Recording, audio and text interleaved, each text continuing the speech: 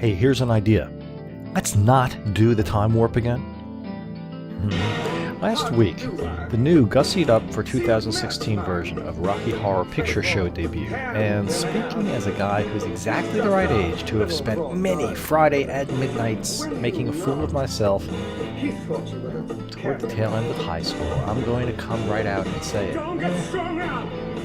I hope that's not me being old and set in my ways, although I'm sure there are people my age, younger and older, who won't buy it. We all hate change. The original Rocky Horror was an absolute masterpiece of campy silliness, and I didn't recognize most of the cast in this new version, so of course I'm just shooting you young whippersnappers off my lawn, aren't I?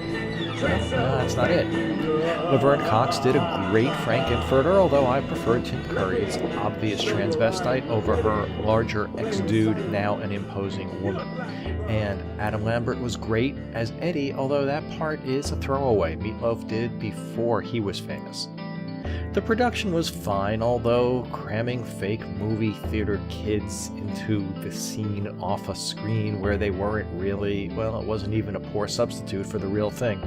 And times change, so I have no real opinion, I mean it, about the tweaks to the was always more fun than good musical score. But watching Rocky Horror, I was left asking, why? I'm not going to get into one of these "it was good enough, so why redo it" positions. I've been known to. Classics, as well as the not-so-classics, get rehashed, and sometimes to great effect. But before you pull your next redo-o-rama, you want to give some thought to why. And Rocky Horror absolutely doesn't work on the small screen, no matter how well executed. I can tell you why that is.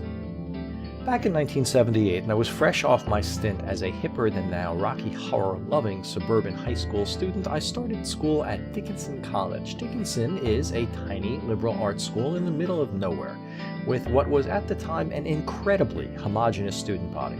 We all dressed the same, we all thought the same, we all believed that the only real value of the middling education we were receiving was to get a non-specific job after graduation. So when Rocky Horror was the movie one Friday evening, the scene in our overstuffed cafeteria, yeah, everyone was there, was one of a lot of 18 to 22-year-olds squirming in their seats, murmuring about how unentertaining it was.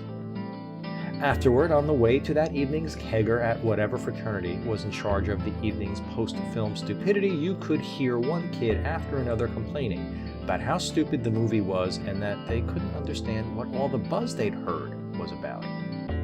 Of course not. Rocky Horror is at best an audience participation event. It doesn't work on TV except as nostalgia, and it's even worse in a room full of entitled, opinionated kids with no context. Context, folks. What time warp are you making?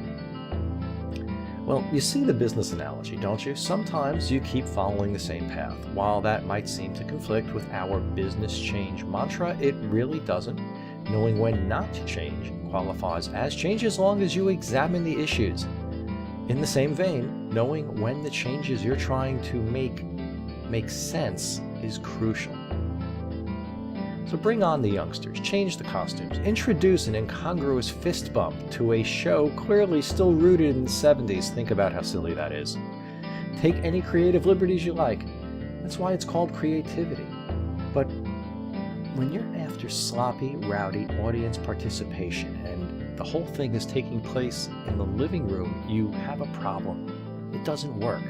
It can't work. But don't set yourself up for let's not do the time warp again.